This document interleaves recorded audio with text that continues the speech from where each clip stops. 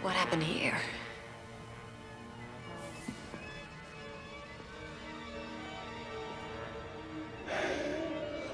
That smell.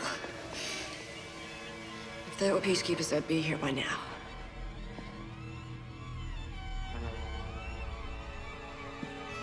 Well, this section's airlocked, so someone wants us here.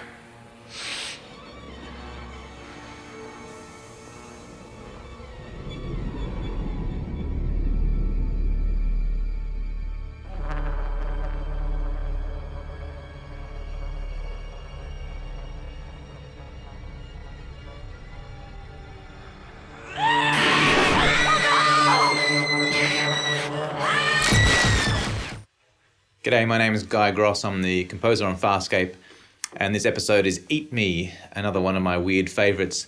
Normally in Farscape we can't afford nor the time nor the budget to use live instruments. In Eat Me, what I did is went out and recorded myself, would you believe, playing a whole bunch of exotic and strange instruments. We had a euphonium, I think I was playing, a shakuhachi, which is a Japanese bamboo flute. I had an old violin that I did some fantastic squeaky noises on. I think I grabbed a cello as well and banged it around a bit. So I'm not a player of any of these instruments. I can play the shakuhachi reasonably well, but the rest of them were really for just weird noises, sound effect style music, basically. Here, I'll play you some of them on their own.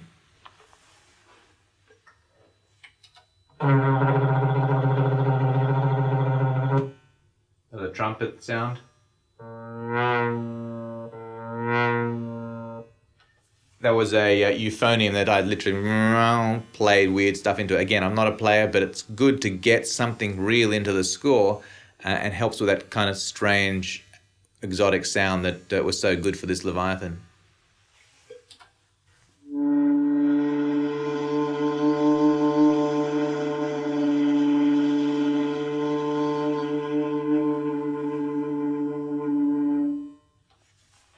That's the Japanese shakuhachi, a beautiful bamboo instrument that I played a bit.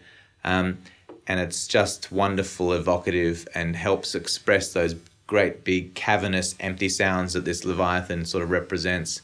With Eat Me, it's basically a horror movie, so a lot of the sounds are atonal, so I had no real tonal center again.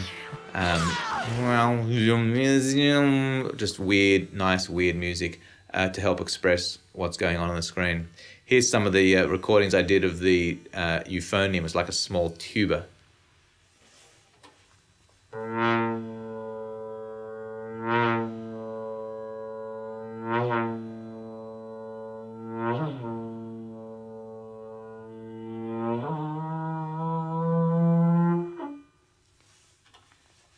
So not a quality player, but certainly good enough to give you some weird noises.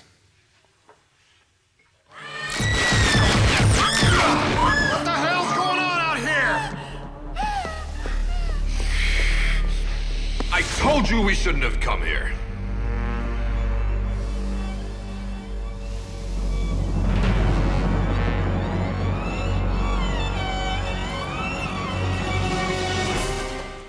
And finishing up with that violin, really weird violin sound.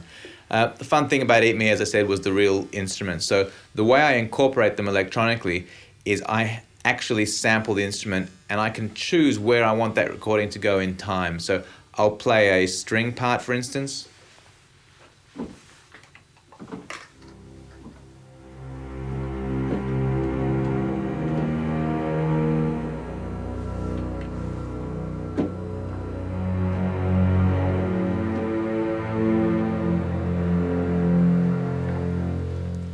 And I'll literally, the way I compose is I watch the picture, play along and write, and the computer records essentially what I'm playing.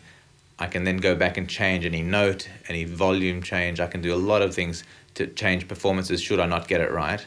And then I start layering. So I may start with a string sound like that, really quite simple, and then the trick is not to go too far. So I may add one of those trombone or euphonium sounds that I recorded, lay that on top, lay some shakuhachi, lay things up, build it up, and hopefully stop at the right time.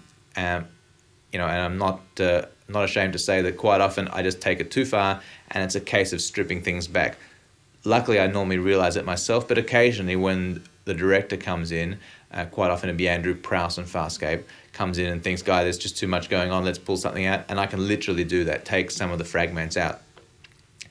What I often do as well is if I start with a string sound like I just played, that may be the first that I pull out from my final little piece of music. So I'll start with that as a sort of skeleton base for my piece, and then add these elements on top of them, and then I may pull out that skeleton framework that I had and just stay with those elements that I'd laid on top. It's a really nice way of designing the music. So on one hand, I've got that fundamental that I design the music around, then when you pull it out, the bits that you laid on top become the focus rather than the addition. So that works really well.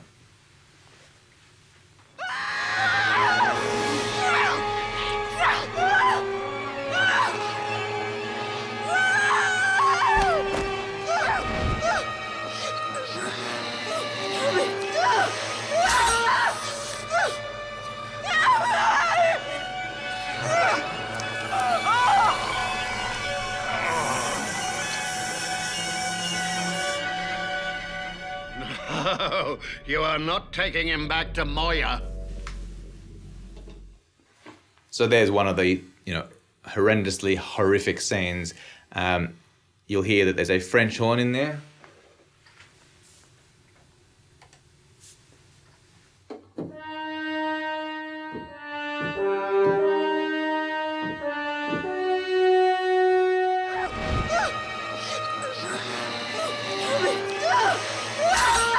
But on top of that, I laid that screaming violin. I must have probably laid 3 or 4 of them on top of each other, which really screams with Chiana. That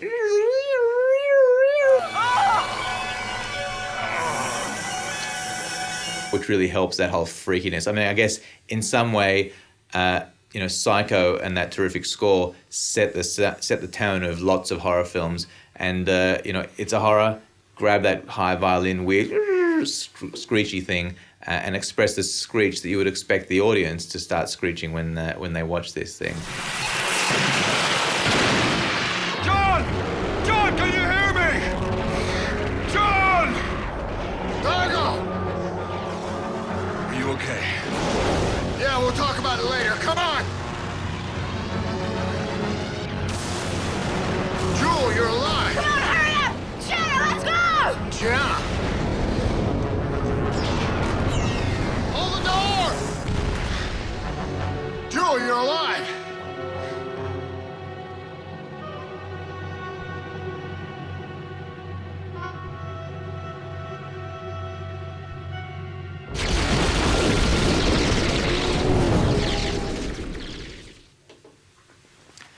So as you know, that's the high point of this particular episode, the twinning of John Crichton. So until he came along, until that thing happened, I'm scoring away.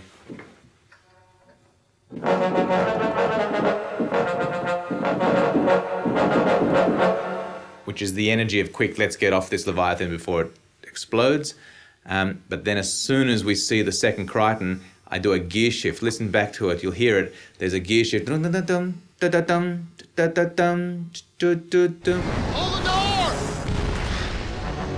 Jewel, you're alive!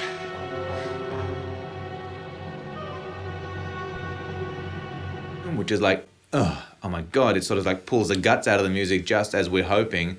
It pulls the guts out of the audience watching of, oh my God, 2 Crichtons, what a nightmare.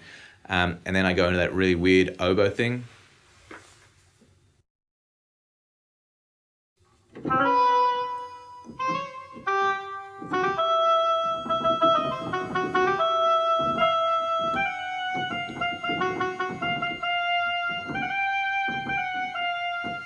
Really high in the oboe range, like it's supposed to sound really tense and up there.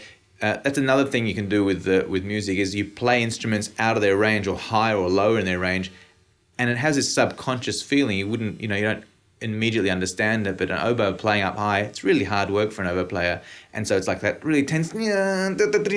It's not something that's easy to play. So even though I'm doing it electronically, the idea is still that would come across to the audience to realize tense hard work, awkward feelings, and that's what we want the audience to feel as soon as we realize there's two Crichtons. So that whole bizarreness. There's also no tonal center, so you don't know what key you're in. That also helps that whole unsettling nature of it all. So enjoy Eat Me, and thanks for listening.